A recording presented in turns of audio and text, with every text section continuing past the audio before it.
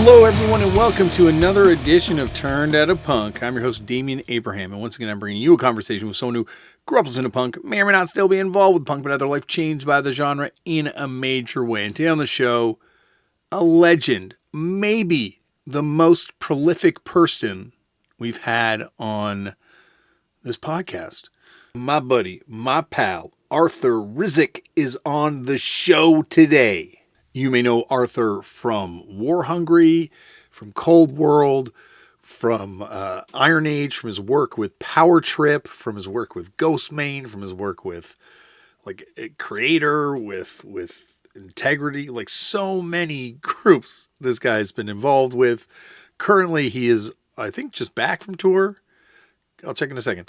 From Europe with Sumerlands and with Eternal Champion, the godly Eternal Champion. This is a good one, and more on that in 1 second. But first, if you want to get in touch with me, head over to the email address, turnedoutapunkpodcast@gmail.com. That is answered by my brother and show producer and normally guest booker extraordinaire, Tristan Abraham. Thank you, Tristan, for all the hard work you do on this show. But this one I booked all by myself, which is probably why it took like 4 years to finally come out. You can register your complaints at Left for Damien on X or Instagram. There's also a Turned Out a Punk Instagram page, a Facebook page, a YouTube page, a TikTok page. I think that's it. All at Turned Out a Punk on those respective platforms. If you want to support the show, tell all your friends about it. I play in a band. We are called Fucked Up. You can find out more information at fuckedup.cc and merch and whatever you would like to check out by the band. And that is it. All right, on to today's show. As I said off the top, today on the show, my buddy Arthur Rizk is on the show. And if you have not familiarized yourself with Arthur's work, do so after this interview, because this will be a great precursor. And if you are familiar with Arthur's work, get ready. This is going to be a fun conversation.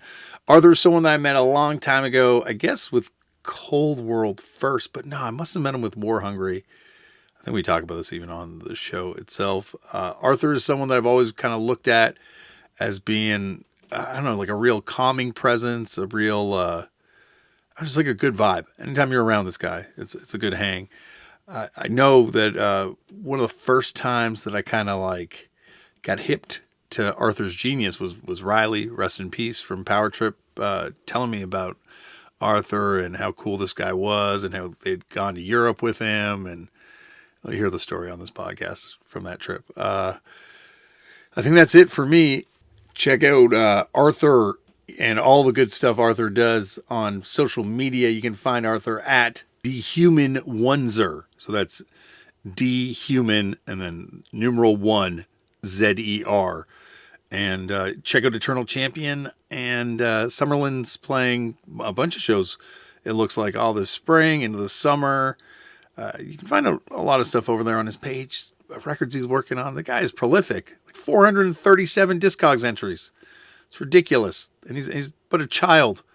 Imagine when he's one of the ancient ages, how many credits he's going to have. Like tens of thousands. Hundreds of thousands. Anyway. Sit back, relax, and enjoy Arthur Rizk on Turned Out a Punk.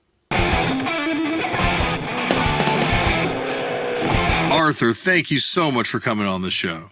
My pleasure, my friend. Well, this has been like years in the making. There have been people pulling for this to happen for a very long time, and you and me have been trying, and now it's finally going to happen. It took a lot of what do you call that, elbow grease and grit to get here, but we figured it out. Well, with 388 entries on Discogs, you are one of the most prolific people that's ever been on this thing. 388. That's got to be a mishap. I think like Chris O'Toole and I on an old episode of Footnotes went through it one time, and you like demolished like DFJ, Jonah. Oh shit! Like all the people that we thought would have been like anywhere near in this competition, but you crushed them with your numbers. I'm pretty sure Justin has like 41 bands or something. I'm sure you actually figured out the number at some point and put it on there. So Yeah, I'm not gonna. We can show the work. We got the math to back it up. Yeah, that sounds good.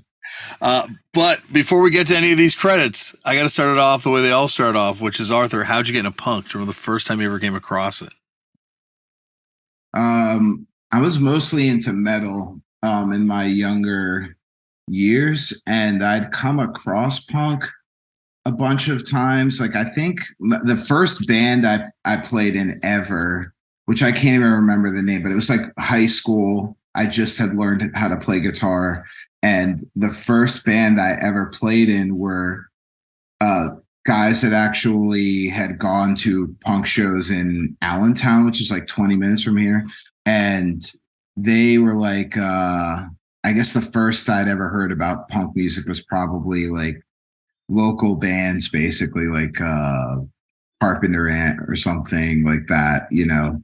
And there was a record store called Double Decker that I would go there to, you know, find metal shit. And the guy that owned the place was like heavily into punk. And basically, yeah, Jamie Holmes was the first person who ever like sold me a punk record or anything like that or suggested something. So I think the origin of me getting into punk is like through the record stores and like local shows, but I was always into metal. And even like I had come across stuff that I didn't understand why like my friends liked, like Cro-Mags, for example. I've had the tape for Best Wishes since I was in high school, but I when I heard it, I was like, this is all like power chords and stuff. There's like there's like no like, you know, like shredding and technical stuff, you know what I mean? I was like, so I kind of like was like, I don't know about hardcore. Like hardcore is just chords and stuff like that. And I was like, I need like shredding and like tapping and sweeping and stuff like that. Cause I was stupid. But but you know, if you're trying like to get to how I got into hardcore also, is I guess that falls under the punk flag, is that um there was one person who is like solely responsible for bringing me into the fold, and his name's Alex Metz, and he was playing in War Hungry when I was in college, and he was like, I knew him from my hometown, Lehigh Valley, and he was like, "Yo, I play in this band called War Hungry now. You should fill in on guitar." And I like listened to War Hungry, and I was like, same thing, like, this is like, it's like I don't get it. Like it's like stoner or hardcore, and I just wasn't really into hardcore. But I was like, I love Alex, and I met the drummer Kevin, and Kevin was like a big pothead, and then that's of course like Snoop Dogg said, it was like the bridge was gapped. And if Alex had never brought me in, I probably never would have played in a hardcore band ever. Like I don't think but he brought me into War Hungry, and you know, I started listening to what they were kind of into. Nick Woj from Cold World had come to one of our shows and saw me and was just like, yo, this guy's a fucking freak. Like he's so weird. And there's nobody in hardcore really with long hair at that time. And he was like, he's a fucking weird long hair. He's wearing like black metal shirts on stage with War Hungry. He's like, I'm going to invite him to the house. So Nick just invited me to his house, and we started hanging out and became really good friends. And he was just laughing at all the shit that I was listening to. Um, and then he would show me shit. And it was something about we watched the video for Kingpin by Leeway, and I was like, I don't know why, but this is like the coolest fucking thing I've ever seen in my life. I was like, I don't know why, but I was like, this is like amazing. And I got the record, and I was just like, holy fuck, like this record's perfect. Desperate Measures. It's like the perfect cross between hardcore metal and like some like I don't know, like some 90s sound.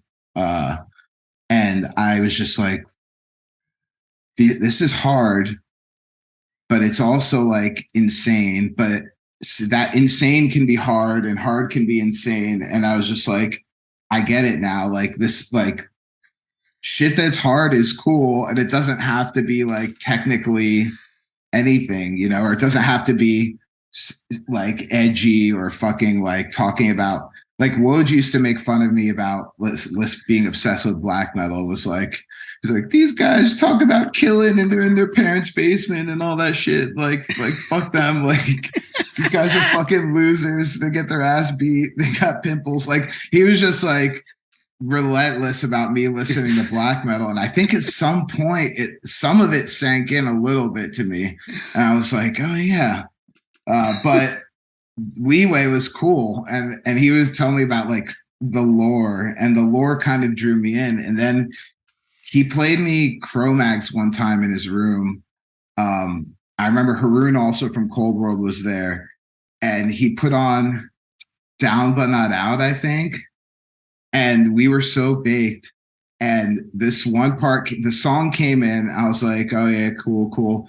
And then there's this part where I think, and Harley's told me, I think it's like kind of like a bit of a mistake that they just kept, but it switches from like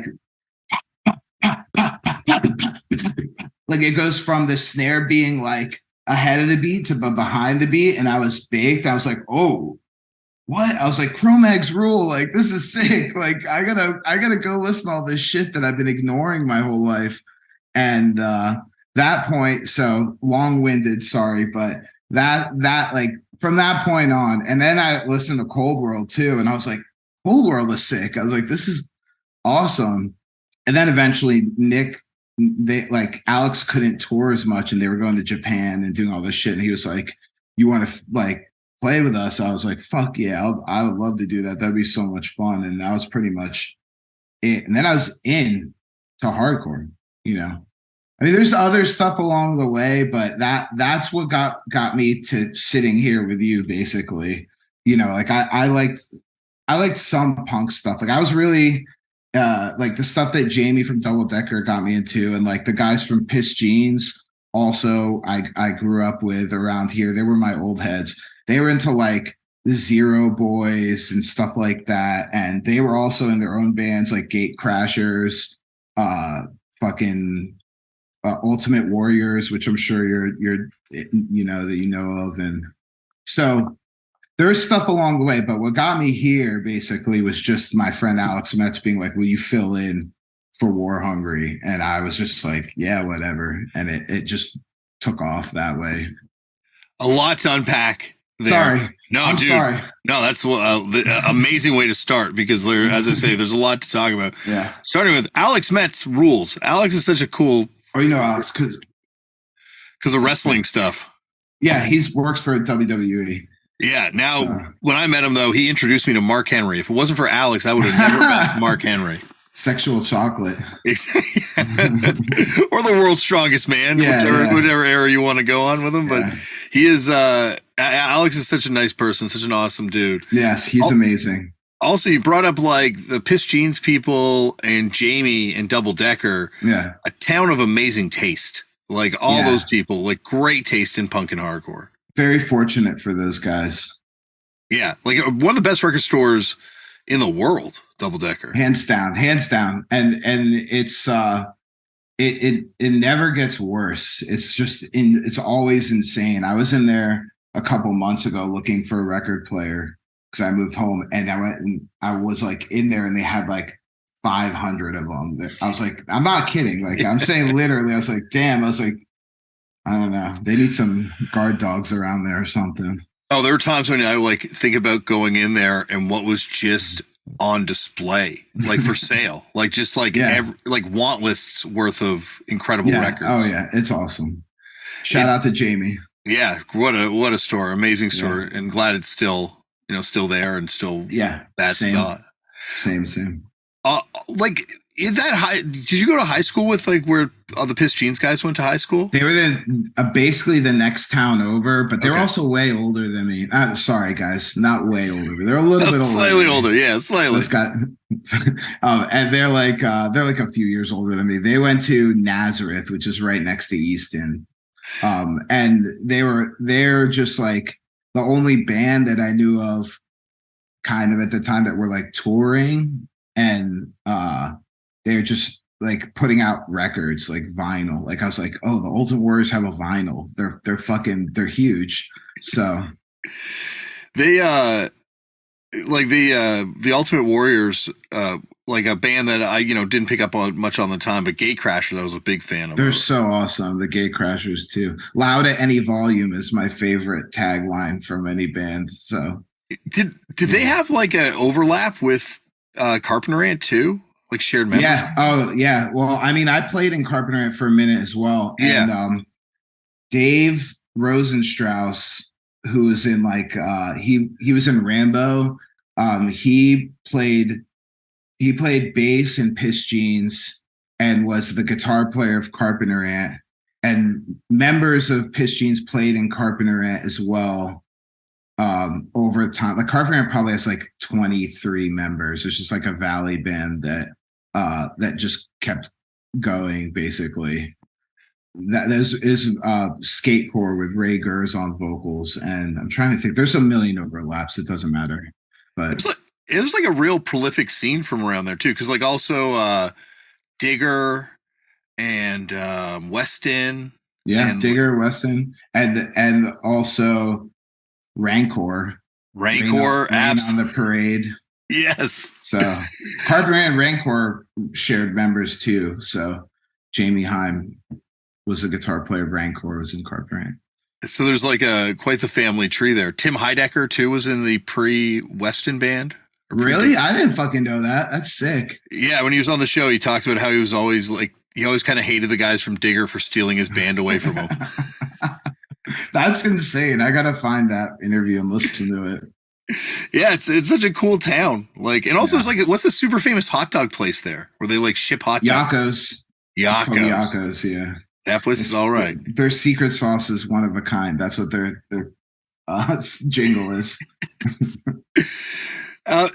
So you mentioned kind of getting into War Hungry and play, like War Hungry toured, right?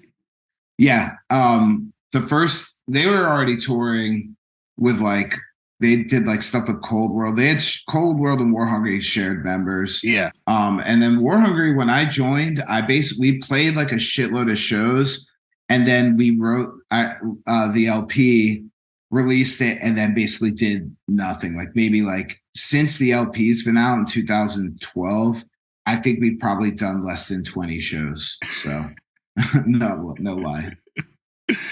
It was always I always loved War Hungry too, because the records were always amazing when they did come out, but the progression from that first 7-inch to that LP is pretty immense. I like the LP, and I think that like people are always like, you should write another one. I'm just like, I can't. Like, you just gotta leave it be. It's perfect. It's too good. We don't want to write like a crappy reunion record or something, you know. So when did you join Cold World? I guess when they went to Japan? Was that the first? I think like 2011, and that was it was Japan, and we did like Australia the next year, and just like a bunch of crazy shit. It was kind of the tour before the third LP came, or the How the Gods Chill LP came out, and we recorded the vocals for that LP on tour in like hotel rooms. I brought like a mic, and we would get a hotel room and put all the mattresses around the TV entertainment center, and then Dan Mills would sit in there and just do vocals like every day, because the record was done for like 2.5 years, but Dan's vocals, like he would come to Philly, hit like 4 lines, and then be like, all right, I'm going to get like pizza with my friends, and then it would just be done. So we're like, we have to do this on tour, and we made it happen. So I think Dan, go on, sorry. No, that was it. I was saying that's the timeline there. I think Dan might be one of the most reluctant vocalists ever. Yeah. He's insane. And now he gets rehearsal rooms whenever we have shows, and we're like, dude, what are you doing? Like a rehearsal room. I just wish I could see that. Like him just like yelling in like a studio to like a probably like this with his phone, like, yeah, you know. So I love Dan. He's the best. I love him. He's one of my favorite people in the whole world. Yeah. But backstage at that Gorilla Biscuits Cold World show, between Civ and Dan, I felt like the least professional vocalist ever. They're both doing warm ups. They're both like, Dan's warming up. That kills me, man. Well, good for him, man. yeah, he's like just judge me by the reaction. Cold World. It's funny because I feel like there was a period where it wasn't necessarily cool to like Cold World. And I feel like now there's a validation that's happening. Like the world's caught up to us. I think, yeah. I mean, I definitely agree that I all the like younger bands that are around right now are all like giving us respect and stuff. And I was just like, it's like kind of like out of the blue. I mean, I can't really take credit. It's mostly just Nick and Alex. They're what you call beautiful minds, and Nick is like got great taste and stuff. So like if we tried to do something now, I don't even know what the hell it would even fucking be. But like back then, yeah, they definitely didn't get the respect that was deserved. No, because it's kind of like it's Nick's imagination as Exactly. like a band.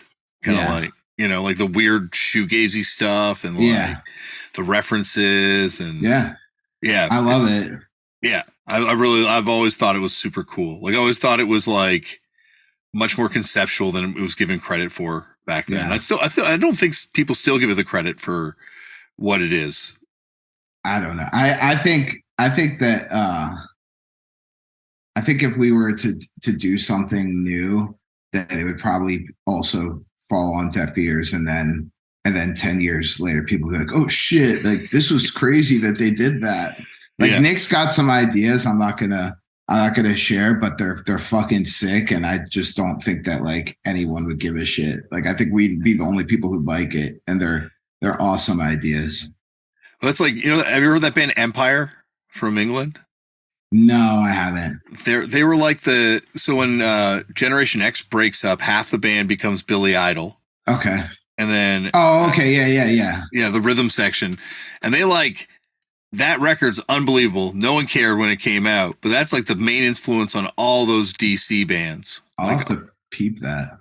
Yeah, it's almost like you can't be accepted in your time period if you're actually going to change things. Yeah, War Hungry, actually, I've noticed it's the same way. Like people always give you like respect for that record, and I was like, I remember like begging people to play with us when the record came out. You know what I mean? Like my own friends, and there's like, oh, it's Saturday, gotta like watch college football or something. Like, what the fuck?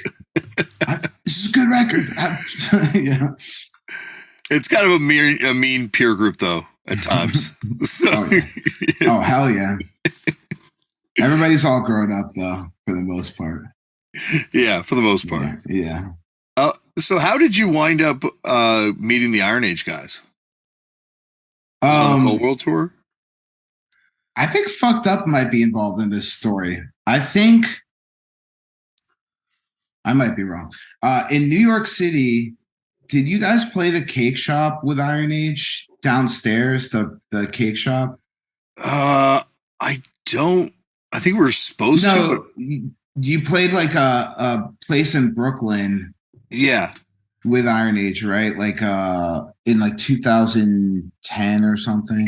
I can't remember exactly what the time was, but I remember our meeting. Like Mook from War Hungry also had the Iron Age guys staying at his house, like initially in 2009 or 8 or something. I think it was 8, and they were staying there, and I just kind of was hanging there, and they were just smoking, like we weren't like we were just like chilling and didn't really get like super introduced. I think I offended Wade because he was hungry, and I offered him a half-eaten egg salad sandwich, which was least favorite food of all time.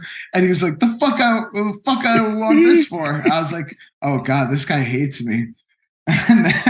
And then like, I don't know, like a couple weeks later, like I had been hearing about Tarpey, and Tarpey was like, well, Tarpey's into like black metal and traditional heavy metal and all this shit. And I was like, oh, I'm into all that. I'm gonna like introduce myself to him. And it was a show at the Cake Shop. It was Razzle Dazzle, Iron Age, and some other bands I can't remember. Like bands that if I told you, like, oh, that's a crazy bill. Like it was a crazy bill, but I don't remember who played. And Tarpey was in the backstage area wearing like some kind of black metal shirt or something. I don't remember what band. And I was just like, yo, I'm Arthur. I heard about you. And he was like, yeah, I heard about you. And I was like, we should start a band. And I was like, immediately, like me and Jason were just like top dogs. And basically that was it. Me and Jason just got each other's numbers and we're like showing each other bands all the time. And then Wade came again and hung out, and I redeemed myself with him by jamming with him.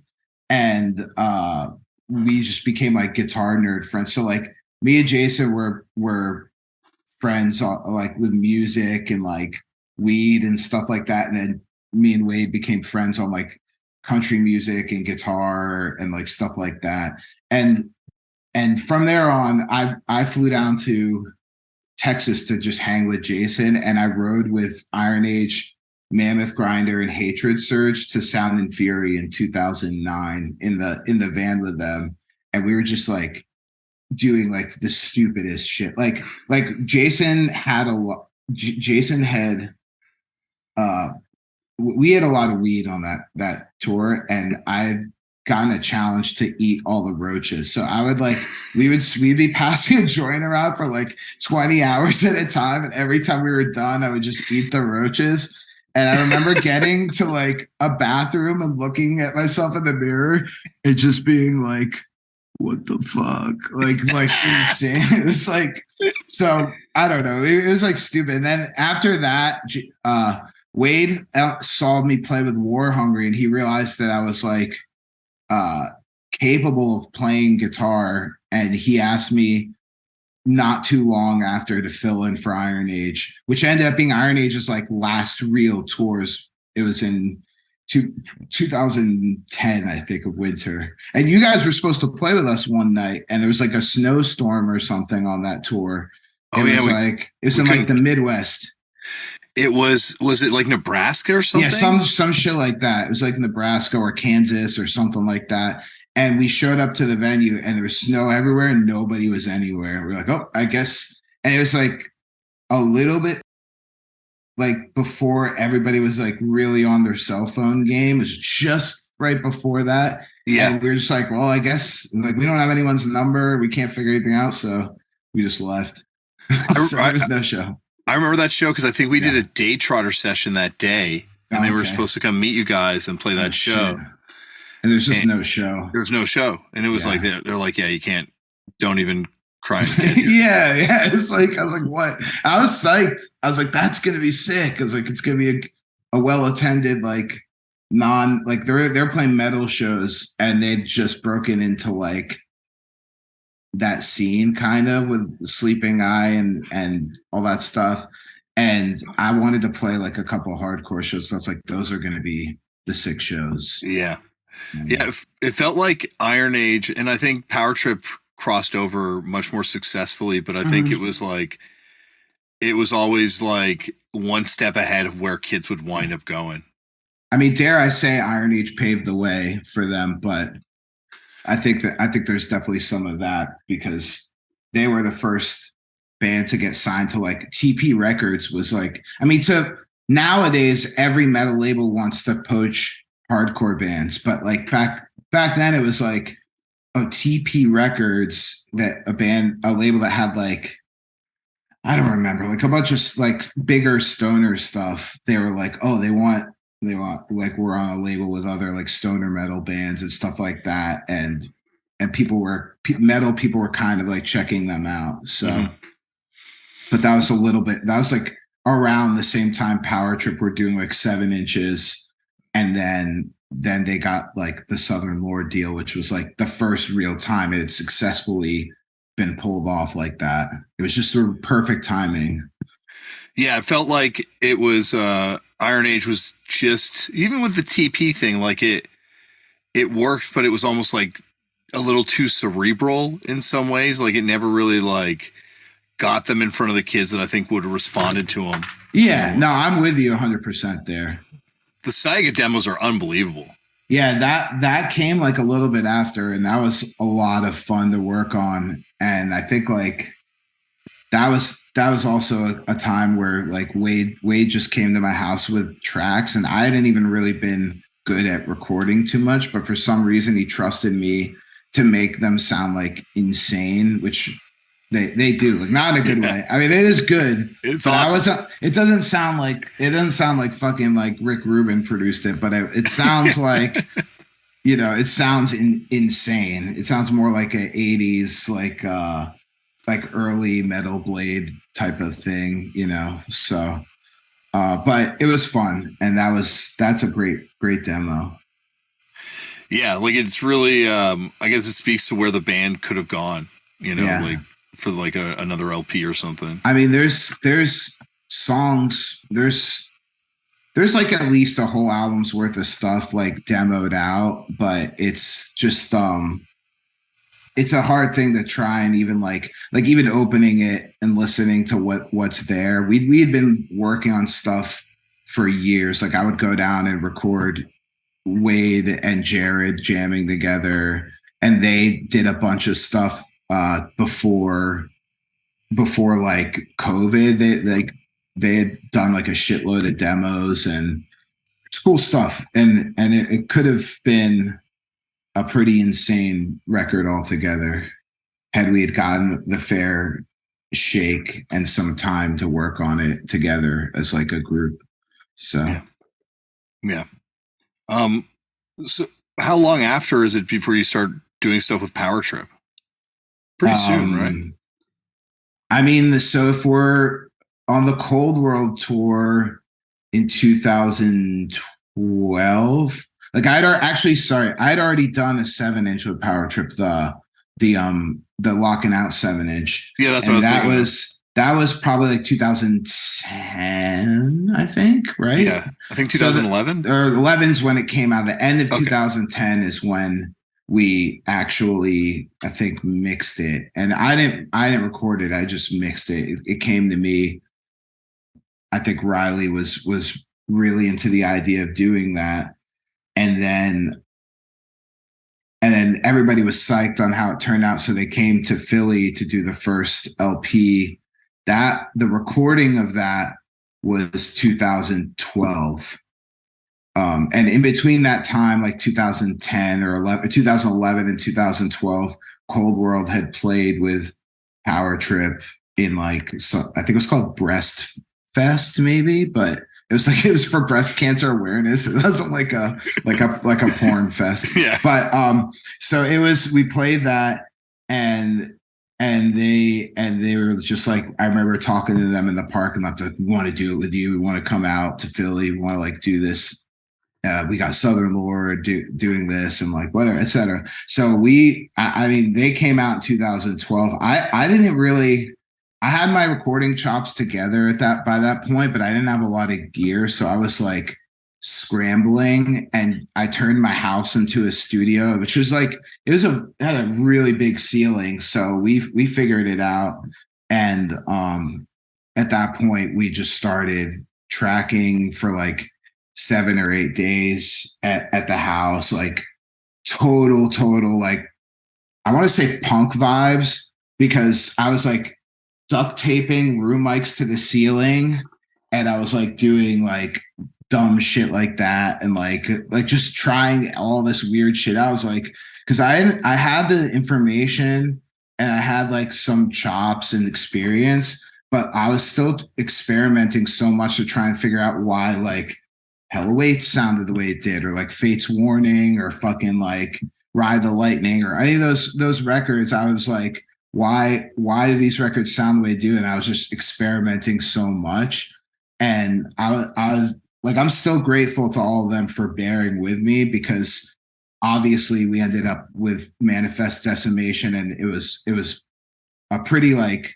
exciting time when that came out. Even though they didn't pop off right away, it took like a minute for people to go worldwide with it. You know, like when it came out a couple months later, we went on tour with Bane in Europe, and it was like at that time it was like every show would be a little bit different. Like people didn't really know the Power Trip stuff, or there would be like one show where it was like all these random like metal people, and like nobody knew Bane or something like that. So it was like a weird tour, and it was such a good time. But like they didn't pop off right away. It took like a little bit of sinking in to the hardcore people to like really fucking get it, and for the metal people to come along. Sorry, rather that.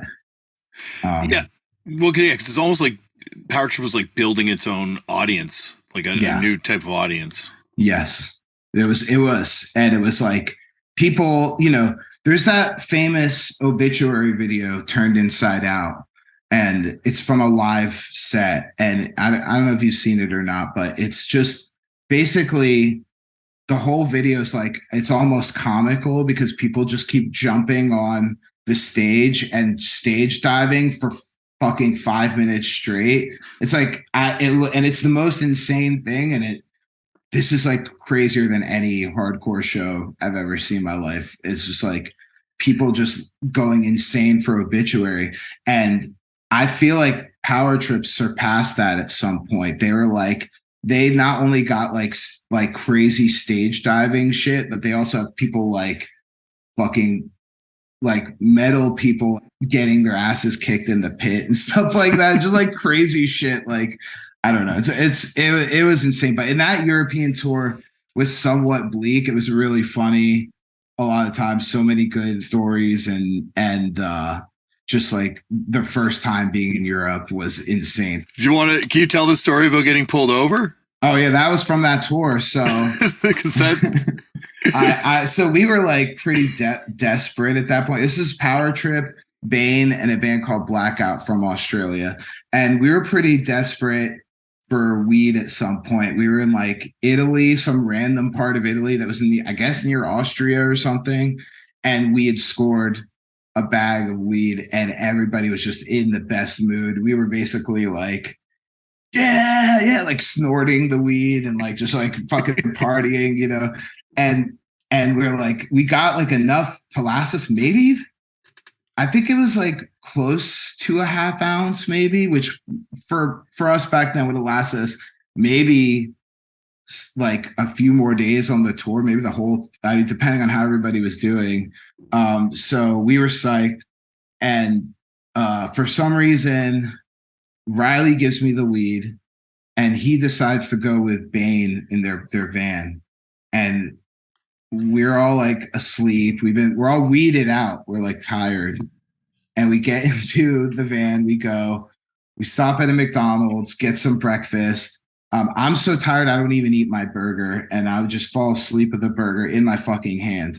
And I wake up to like concerned faces like this, like, we're getting pulled over. We got to do something with the weed. There's dogs everywhere. And I was like, okay, guys, right, whatever. And I literally went, it's like, I'm going back to sleep. And I hear, ooh, and I was like, fuck. I was like, they're serious. So everybody starts obviously eating the weed. And while we're doing this, I remember this so distinctly of watching the Bane van just drive past us. I was like, motherfucker, like those guys got out of it. And we were just sitting there like stuffing weed in our face. And it's like a movie. You slowly seeing this like cop with a dog approach the door, and we're like, okay, we're done. And then the singer of the band Blackout just goes, holds the bag. It looks like we made no dent in it, but there was like probably like a quarter of weed left. And our driver, you know, he was already annoyed with us because we were so annoying to him. But I thought he was going to rat us out. He didn't. And at that point, I grab the bag and I grab like, it was almost like a handful of weed. and I grabbed the McDonald's burger and I shoved it in the burger and I closed the burger and the guy opens the door. And I was like, all right. And they started like, okay, we have dogs. We're going to come search your car and we're going to do all this shit and blah, blah, blah. And you guys probably have drugs on you. So just give it up now and we won't keep you for so long. But if you don't, you guys are going to jail for a long time. Obviously the old cop spiel. And, I just like, fuck. And I just pull out the burger right in front of the cop. There's video of this, by the way. And I'm sitting there and I take a bite out of the burger and I'm just eating. And he's 2 feet from me. He's like, what are you doing? I was like, dude, I'm sorry. I just fucking woke up. I didn't get my breakfast. Just, and he's like, all right, whatever. And I'm just sitting there eating the burger while they're searching all of our shit. And I take the last bite and they bring the dogs in like a fucking movie. It was insane. And the dogs are like going nuts. They can't find shit. They can't find the bag. They can't find anything. So we just fucking were like, all right, sorry guys. I don't know what to tell you. We told you we don't have anything. Another aside from that real quick is they pulled us all out of the van and Hood, Hood it was Power Trip's longtime merch guy, roadie, general manager, whatever you want to call it. And Hood's been on the show. I didn't know that. Yeah, Hood was on with Riley. Okay, so Hood is standing there, and the two cop cars. One of them's like a BMW, and the other one's like a Peugeot or something, like some piece of shit. I don't remember what it was. And he looks at the cop while they're trying to ask me a question. He goes, hey, why does that guy have a fucking BMW and you have that piece of shit car? And they're just like, like what? And he's just roasting the cops while we're all standing there because he's like so relieved that we ate all the weed. He just feels like ultimate freedom. And also, they brought the dogs. One last thing, they brought the dogs over to the singer of the band Blackout, and they're like, we're going to put this heroin in your pocket. We were all like, whoa. No. Like, we're just training the dog. And we're like, what do you mean? Why would you do that to us? Like, and they put in the dog and the dog couldn't even find it. He didn't even know what was going on. I was like, did you even do it right? I don't know. It was really funny, but everyone was like, and the fact that it was like 6 a.m. or whatever. And we were all like, so still baked and also like tired. It was just like, it was so bizarre. And watching like Riley drive by, I was just like, why did he give me the weed? Why didn't he just take it? I don't know. Like, why? I don't know. He told me that he kind of they looked at you at that tour as being like kind of the road dog, like the veteran touring guy. I definitely have like in situations where the thought of like having to deal with a cop or eating a quarter ounce of weed, I will choke down that quarter ounce of weed as fast as you can. Oh, dude. Oh. And you know what? On the burger, it was kind of brutal, honestly. I don't know how they didn't fucking notice, dude. I must have had weed in my teeth and shit. Like it was hard to, it was like nugged up. It was hard to crunch down. It was European weed, all stemmy and dry. Yeah. So I was like, this is great. Oh yeah. Yeah. It's one thing to smoke it. It's another thing to have to eat that stuff. Oh, it sucks. I've done it so many times though at this point. So yeah, it felt like in Iron Age too. I remember Iron Age going on tour with Cold World and Sex Fit and Mind Eraser. Mm-hmm. Like kind of, I don't know if all four played together at the same time, but they were all kind of going on tour together around that time. And it's like I cannot think of 4 more insane groups of people. It's kind of insane. I also think that now that you're saying Mind Eraser and Sex Fit, I think Mind Eraser played that show with Iron Age and Razzle Dazzle and also played later with Sex Vid at another place in Brooklyn. But I'm just remembering now because you saying that. And DFJ played drums in Razzle Dazzle. And I had never even met anybody in the band before. That's also the day I met DFJ. So It was like the same day I met Tarpey and DFJ, I'm pretty sure. pretty insane. So, and I guess Haroon too, right? well, Haroon, Nick introduced me. Haroon is like one of my best friends of all time. And what's funny is that Nick introduced us one day because Haroon needed a ride from the airport. Nick was working at the like chip factory back then, and I picked up Haroon, and I shit you not, within like 2 hours we were just like yo, let's be friends forever. You know what I mean? Like Step Brothers thing. Like, do we just become best friends? You know, like whatever. It was just like we instantly just like clicked. I also think Haroon probably thought I was extremely weird, but those guys were like very accepting of my weirdness, and I always love them for that because I couldn't see it. I was just like, these guys are weird. I'm not weird. Like, you know. Yeah, but that's the thing I loved about that time and like playing with all these bands is like everyone was kind of like weird, and hardcore can be like very conformy at different times. Yeah, but it felt like a scene of just chemically unbalanced. Oh yeah, big time.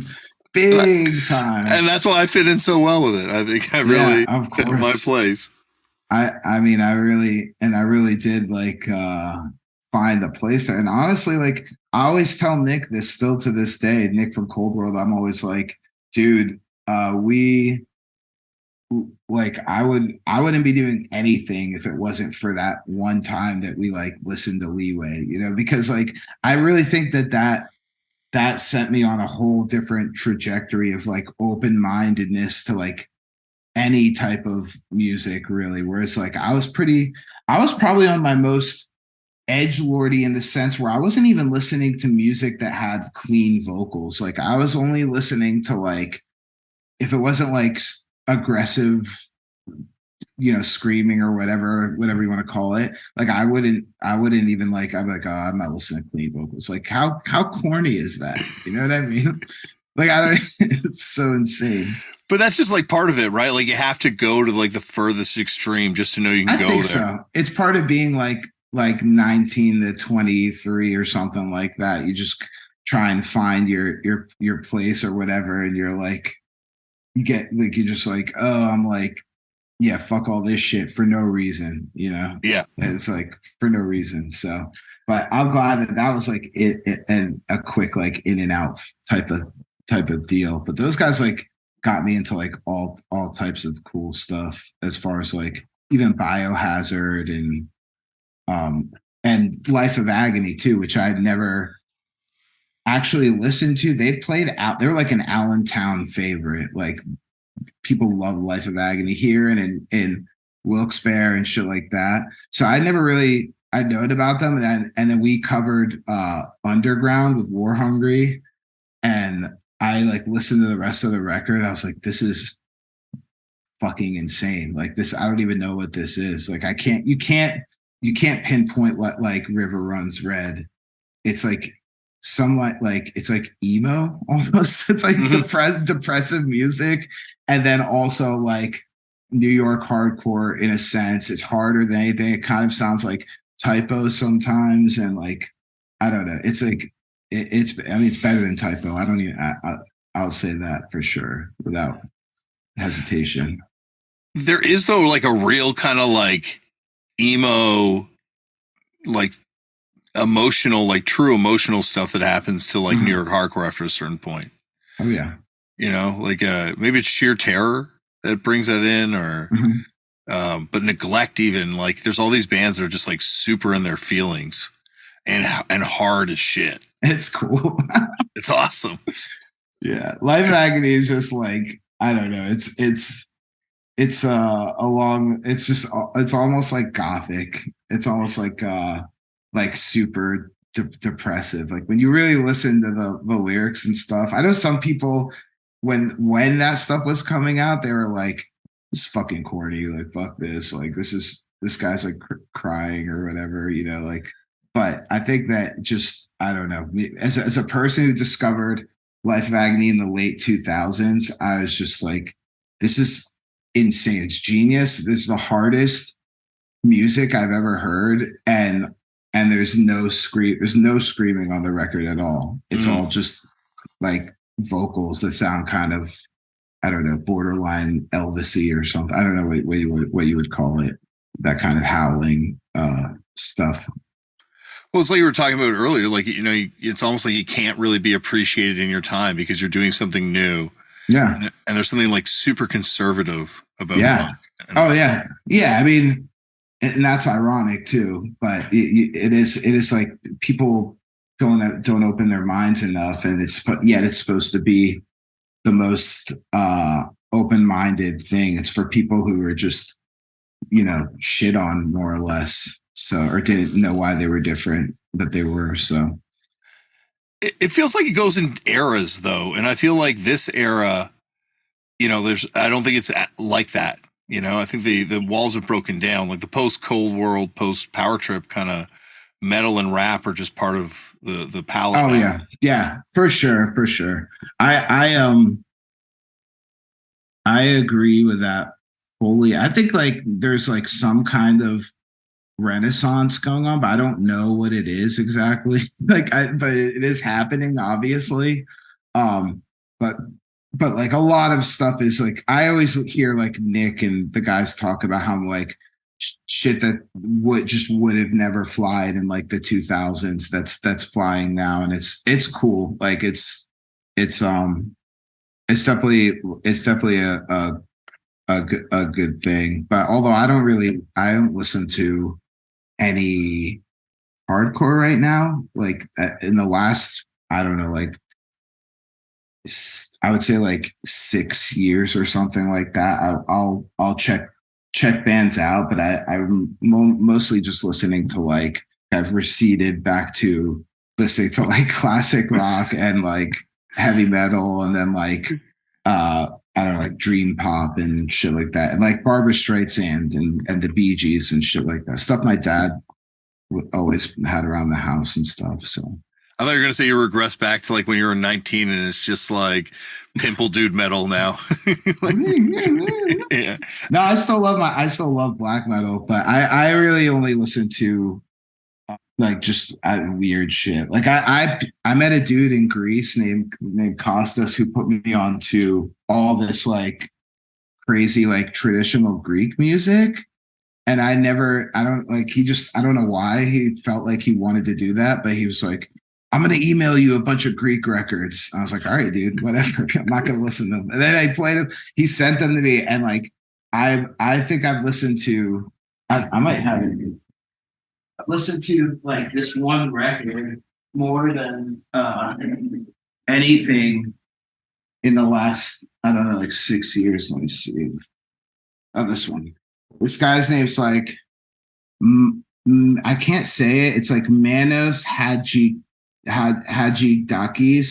okay. And it's just like traditional Greek music. I don't know. And like I listen to that all the time, and like Dead Can Dance and stuff like that. But I haven't really listened to much new hardcore, just because I'm not like going to the shows. I don't know like the lore, and I'm not listening to podcasts. I'm working a lot. And yeah, I don't know. So it's also something that like at a certain point, you're going to lose touch with what is at its core, because like a new group of kids are going to take it and do something different with it. Of course. And they should, obviously. And people who have to bitch about that shit are just getting old. That's all. It's weird. I've met people like who aren't even involved in punk and hardcore in any sort of way that I would define as being punk and hardcore. Yeah. That still claim some sort of sense of ownership and talk, over it. And it's like, you can't hold on to this forever. Like, that's why it's going to be there for someone younger than you. Yeah, of course. And I mean, at some point, like these shows that are like, 2,000, 3,000 people or whatever, they're going to turn into like 300 people, even if it's in like 20 years. It's like, it's not going to last forever. It doesn't matter whether it's now or later or whatever. It's just like that stuff, people grow up. That's why like every insanely successful person who's doing something cool has some kind of tie to punk or hardcore, because at some point you're just like, I'm getting older and I don't, like I want more comfort or whatever it is. I want like something else, like people in different, people used to get into like shoegaze bands or like metal bands or like whatever, like straight pop punk bands, whatever it was. People would get into something after they were like, okay, like we're getting destroyed by younger bands. Let's do something else. Like I'm done with this. Like I don't have the feeling that I can write something like this, So like people always move on to something else and then end up doing something awesome, or like maybe they're not in bands. They did become actors or comedians or whatever the fuck. So That's what hardcore, the world's biggest little community. Well, that's what post punk and post hardcore are to me. It's like people that were like, "Oh, I'm post this now. What am I going to do?" And it still affects you, so it's still part of you. Yeah. But yeah, like you're right. Like there's just so many. God, like everyone interesting. It seems like had some sort of like, place in this at some point. But then it's also interesting how, like when we were younger, and I'm older than you, but like when I was younger, certainly, and when you were younger too, there was like this sort of like, there was like only so many paths you could go in terms of like alternative culture, like alternative music, punk, metal. When I played a show with your friend Ghostmane, and I realized like how small my world is compared to like this other world. Like there's like whole other scenes, like emo trap, like there's all this other stuff now that's, like it's limitlessly big underground culture, and it's no longer just, punk, hardcore, metal, or alternative.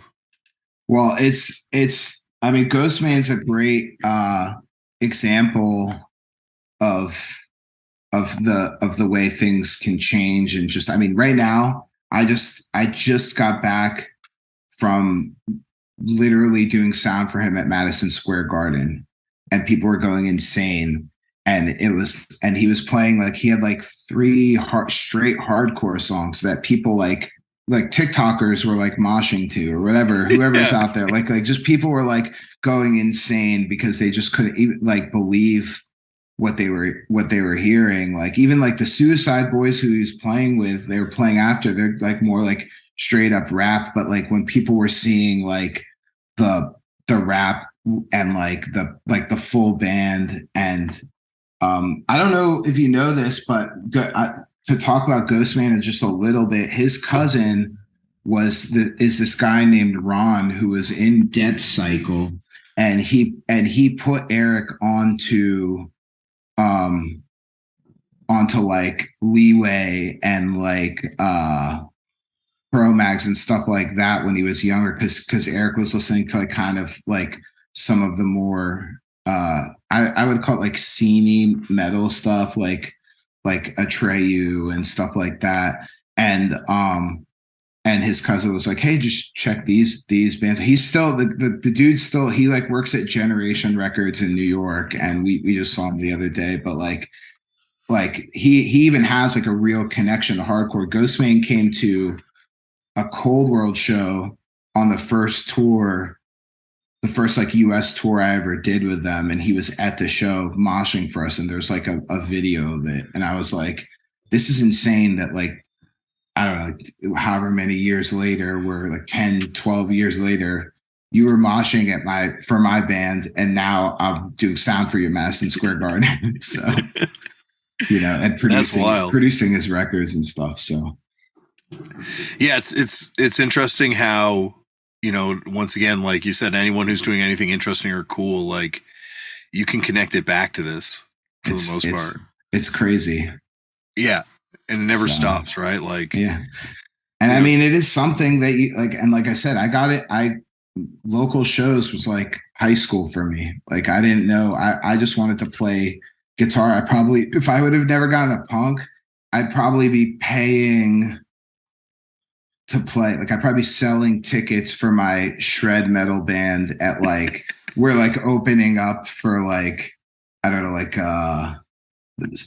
like something solo, like some like I don't know, like not like I'd be opening up for like a shitty show, having my family buy tickets to my show to do like tapping and stuff, and like I never would have had any success at all. I would have just been like lost. Creativity, punk opens up like your mind to like different shit. Even like people who are like who are like the opposite of punk probably still at some point like started with that. I don't know. It's just something that's easy in high school to like there's like cliques or whatever. And then when you meet the people who play guitar and they're into like Pennywise and AFI, that's you start to learn about that stuff, and it usually just takes off from there. So Yeah, it's like you said earlier about recording that first Power Trip LP, like where you're taping mics to the ceiling, or yeah, you don't wait to figure out how to do it. You do it and then figure out while doing it. And yeah, and there's like so few, metal you're not supposed, like so many genres you're not supposed to get up there until you're like really good. Like don't get up there unless you're like yeah, the best. yeah. And in punk it's just like, yeah, get up there. Like fuck, Yeah, who cares? just and as a producer, I learned that 99% of the time people don't give a fuck about anything except for the vocals anyway. So it's like if you can't play guitar, no one's like, man, like fucked up. We're so good, but like the guitar playing, like they missed a chord, and I don't know. It sounded like he was fretting the octave a little bit too hard, and I don't know. Like it was all fucked up. You know what I mean? Like it's not like that. So Come produce a fucked up record, please. all right, No, save me. I'm on my way. You heard it here first. Yeah. It's going back to like Power Trip and Iron Age. It's interesting how there is that kind of like Texas sound that develops, and it's the sort of like synthesis of punk and metal, and I guess Bitter End too. They're kind of like the forgotten third. Yeah, they do get mentioned sometimes, but that like because they were more on the hardcore end of things. Like they don't get mentioned often with like Iron Age and Power Trip, but they're definitely a big part of the early Texas hardcore scene, and I don't pretend to know like a shitload about it. I kind of came in right as it was about to pop off, and I almost moved to Austin after that Iron Age tour that I was talking about. Wade was like, do you want to play with us? And I was like, yeah, I'm just going to drop out of college and move to Austin and like play in Iron Age. So, cause I was just like, these guys are so cool. I just want to fucking hang out with them forever. So yeah. There's no band that had a cooler vibe. Like when Chase is on the side of the stage and it's just like ribs licking the bass neck and shit. Like this. It's just all the lineups. Every lineup of that band was awesome. Just lots of chaos. Yeah. As a person in your like 20s, like chaos is welcomed. So it was definitely the best time. Yeah, like true chaos. Like that. I think that's the thing is like a lot of bands, it's like a fake thing, but like like very chaotic tours. Were you on that was it Iron Age, Cold World on tour together? No, it's Trash Talk, Iron Age, Cold World. Yeah. I was not on that tour. I think that was right before I met all those guys. That was like the last tour that had happened. And I wasn't even in Cold World at that point or Iron Age. I was just kind of like Mook's friend at that point. So and I was like into like I said, like noise, black metal. I was even like considering trying to become a progressive trance DJ. I was like, I know that sounds like, I was like, I'm gonna get into like progressive trance. I was like, this shit rules. Well, that's a huge other scene, right? Like you did records on Hospital Records even. Yeah, definitely. I've done like a lot of noise and like like shit like that. I did all that stuff right before I met all those guys, and that's another thing. They would laugh at me for like going to show or something, like going to like a noise show, like what do you guys do? Like you just stand there and like go fuck yeah to like a guy who's just, you know what I mean? Like it's, I don't know, I don't know how to explain it, but fuck you, it rules. Like just it's what I hear in my head, you know, just chaos. I think also me being ADD is part of it too, because I mean now everyone's ADD. Like all kids just are born ADD. I feel like everything is like 1 minute long. Everything is like, but like when you listen to like a great, I don't know, like a great like noise record, like Hannah Tarash or something like that, or like the Jiro Jiri or Merzbow, like a Japanese shit. There's like long ass records that they're like 60 minutes of 11-second blips of like, and then it goes like, it's just like constant like madness, like in chaos. It's like, I don't know. I could fall asleep listening to that shit, and I still sometimes will put it on while I'm driving and thinking, and just, you know, it's great stuff. So.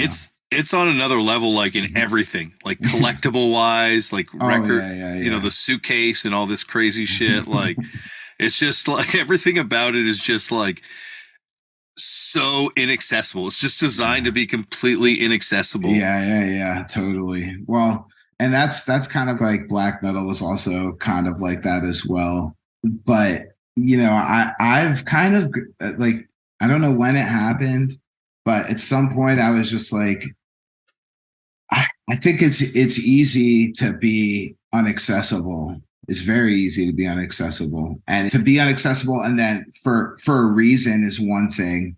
That's why like all the like hospital stuff like from the early days are like so expensive or whatever. But like also rare like black metal shit from the 90s. But to just to saturate that world with just like no thought, there was just too much of that at one point. And I also like was really getting into my work as in producing, and like I wanted to help bands realize their goals and like help them get to their goals and try and make them happy, because I'd been laughed at so much in my life for trying to like incorporate noise into stuff, and like whatever ideas I had mostly would get like laughed at. Dubbing stuff to cassette and then sending it out for pressing and shit like that. I always wanted to change that for people and like let anybody do whatever they want to do, because who the fuck knows what's right and what's wrong. And I think like getting into like production and starting to have new heroes like I don't know, George Martin, for example, or like the guy who produced the Beatles, and then like just people who were just into like kind of getting people, make them comfortable to do their thing and point them in the right direction, made me want to make more accessible stuff, more like stuff that people could. I want, like with Eternal Champion, I didn't want to like, there is a scene where people are like, we're going to make 11 records and sell them for $100 each, like totally obscure heavy metal. And we're going to like hide our names and do all this shit. With Eternal Champion, I was like, I don't give a fuck. Like I want these songs to be like stuck in people's heads. Same with Sumerlands. I want to like people to listen to it, like if they're bummed or they're like working out or whatever. I want them to like jam it. I don't want to like just make stuff for no reason. You know what I mean? Like I want to make stuff that people just consume. And I think producing is the thing that got me really down that line. Like even I would say the first Power Trip record was the beginning of that in 2012. And like even like Blake was pushing me a lot to do stuff that I didn't know, like bigger recording techniques and stuff like that. So yeah, I don't know. I think that's kind of where I grew. I didn't grow out of like noise and black metal and like stuff like, and like obscure shit. But I really, it's more of like I have to be in the right mindset and have to like give it the attention it deserves or whatever. Otherwise I'm just jamming like on other shit, you know? Well, it's just it's like it can become all consuming and unending, Yeah. like the quest for obscurity. Yeah. And it eventually becomes kind of a gimmick. Like it's one thing. The reason these bands were obscure is because they weren't mainstream and there wasn't sort of that quest to find Exactly. And it's And yeah, nowadays it could just be anything, like anybody. Like you could probably make a sick record right now. And like, you know, like, I mean, you have the tools. I have the tools. I might not have the wherewithal to do it though. I don't know. It has to be some kind of idea, you know? So yeah. Well, there has to be like a thesis going into it, or some sort of like, and that's I guess what makes that the Japanese noise stuff so interesting. Well, yeah, of course. There's always that intention. Yeah, there's always that intention to it, you know. And I think that's the other thing about the hardcore stuff. Like I find that there's a lot of bleed over between those two scenes in Japan. Yeah, big time. I mean, I think like the way that the Japanese punk and hardcore albums sound is very like saturated and abrasive, you know. So I think like when the guys showed me Gizm for the first time, for example, I was like, this sounds more fucked up than anything I've ever heard. Like I think like I don't know, like this is just like, it sounds like total chaos. It sounds like a fucking like just total chaos. Like I know I keep using that word, but that's so when I heard that, like I was like, this is better than black metal. Like this is like fucking like dark, and also these guys are actually real gang members. So it's like it's real, like it's not even just and they don't like people liking their band also. So yeah, it's just like that's true like commitment to like saying fuck everything. Well, that's the thing, is like black metal at least lets you get into the vibe. Like it's going to sound evil. It's going to be this thing. At points in Gizm, like they throw in silly parts, so you can never get in a vibe. Like they never let you relax. You know? I don't know. It's it's crazy. Like silly voices. To me, that's like what the fuck? Like, of course, it could all be abrasive and like fucked up, but the fact that they're not afraid to do something weird because they're just like, you know, I actually just remastered. Actually, I don't know if I'm allowed to say this. Fuck. I just remastered the Pope Adrian stuff for Rudimentary Peni. Whoa. And like, you want to talk about something that's like the record itself, like really like getting into it. And this is the same thing. I made an attempt to remaster the Gizm record. Dwid from Integrity got Sakevi to agree to let me remaster the early Gizm stuff. And I did that, and he obviously shut it down immediately. But the point is like I was going in and I was like kind of like carving EQ and listening, that like clearing it up.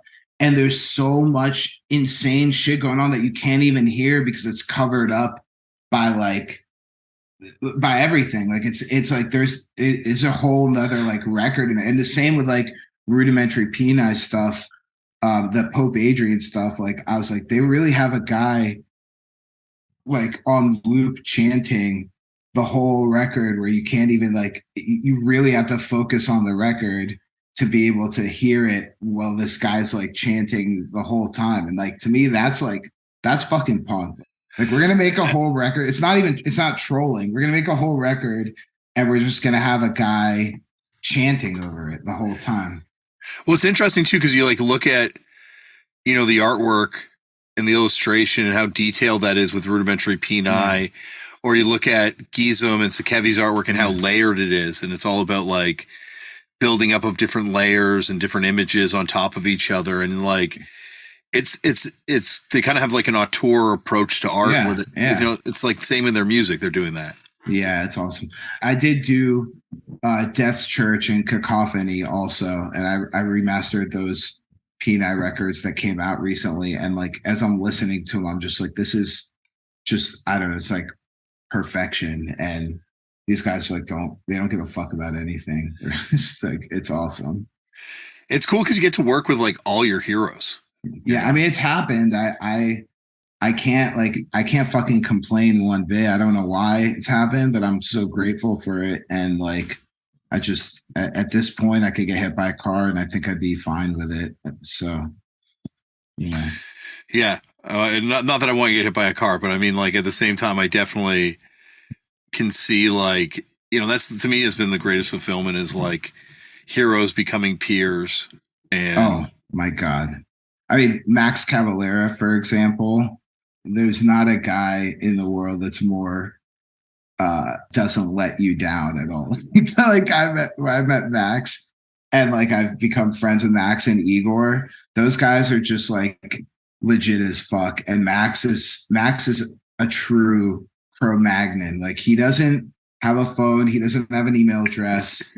His whole life is based around the time that he's not like hanging with his like grandkids, he's sitting in a living room with a CDR recording machine and like a drum machine and like a guitar and watches like a zillion movies all day and just plays like riffs all day and just like dude, what do you do? Like you cannot get a hold of him and he's just like, man, I love fucking this, and he'll like bring up like a new band or something like that. Like, oh, that Pissgrave shit's good, or like Black Purse, man, that shit's cool. And I was like, dude, how do you know this shit? How do you have time for this? Like, that's a true like metalhead. Like, you meet him and you're just like, this guy only cares about movies, metal, and like his family, and that's pretty much it. So.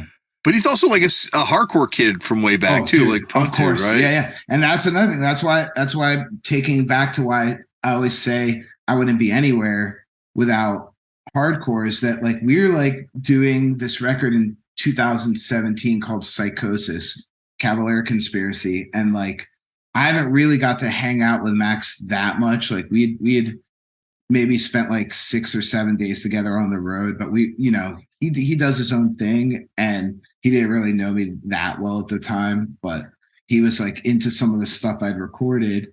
And when we finally got to work together, like it was basically we were talking about like Cro-Mags and Leeway and stuff like that. And we would be making the songs and we had the board and we'd be like, Leeway riff 4 times, Cro-Mags riff 4 times. And I was like, am I really hanging out with Max Cavalera, like making like this record with him right now? Like, and Igor, like they're both like, and Igor also, he's a very, very accomplished electronic musician too. Him and his wife, Lima, teach stuff to kids all over like went to Africa and taught people how to use Ableton and stuff like that. And he came back to do that record from Africa with the flu and did the drums in 4 days while like sweating profusely. And it sounds as tight, if not tighter than like Beneath the Remains. Like I just don't know. Those guys just live and breathe music. So that's on that end of getting to work with your heroes. When something like that happens, it's just like, dude, I do not feel let down in any type of way. Yeah, we played with Igor's electronic thing that he was doing for a while, where like they would DJ, yeah, and then he would go over and play drums, yeah, that's and cool. Get up and DJ more. It was wild. He's awesome. Yeah, really. Well, it's just like it goes to show that this sort of thing like happens globally, where like punk people like all over the place wind up doing stuff in different genres or different music places, Not to beat this point to death even more, but I would have never worked with Cavaleras if it wasn't for hardcore either, because Razzle Dazzle played in Brazil and we met Andrew Klein from Strife and we partied with him, came back, and he turned out to be doing Igor's drum teching, invited me to meet Igor in Allentown, Pennsylvania, at this place called Crocodile Rock. D market shit. And I hung out with them, and me and Igor were just like trading techno shit, like on the spot, the first time I ever met him. So if it wasn't for Andrew from Strife and Razzle Dazzle, I never would have met Igor, and then I never would have worked with Igor and Max. So all comes back to the core. Yeah. And I highly recommend the record Psychosis from 2017, Cavalier Conspiracy. Just give it a shot if you were a Sepultura fan and you don't really like what they did after Max left. I would check out the record Psychosis that I produced. It's pretty inventive, and like for what they were doing, it's like down that road and a little bit experimental also. Did you go down to Brazil to record it with them? No, Max lives in Phoenix. I went to Phoenix. Okay. It was cool. It was in a 6 studio called the Platinum Underground that had was built into a bunker. Like this guy, John, who's super cool and is also like a pretty wealthy guy, just like dynamited his backyard and built an underground bunker that's like 5-star, and it's like fucking and you wouldn't ever know it's there because there's just like a little shed garage on top of it. But then you go down, it's like fucking like James Bond shit. You know what I mean? It was awesome. Yeah.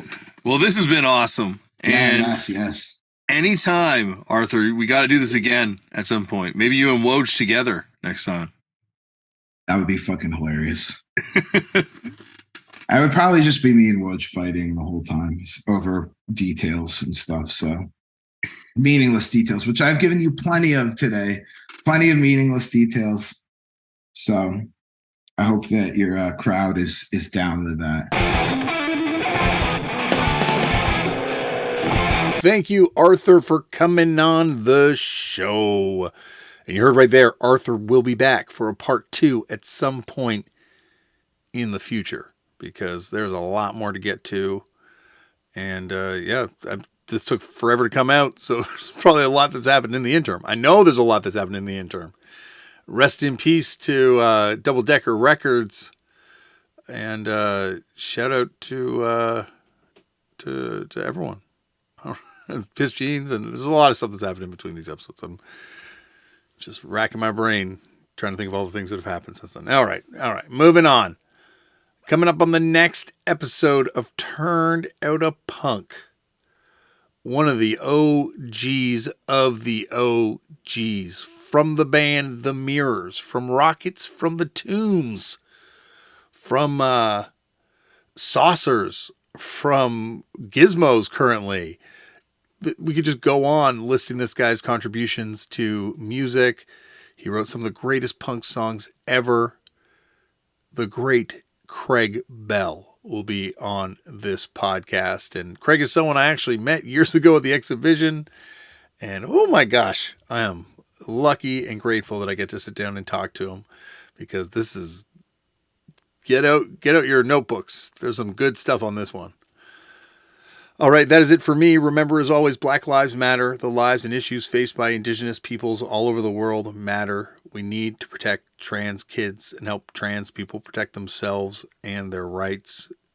Stop hate and violence towards people of different faiths, different races, different nationalities, different identities, because we're not talking about politics here. This is just basic human rights shit. People deserve to live free from hate and violence and discrimination. Ceasefires are not political. They are just basic human rights stuff.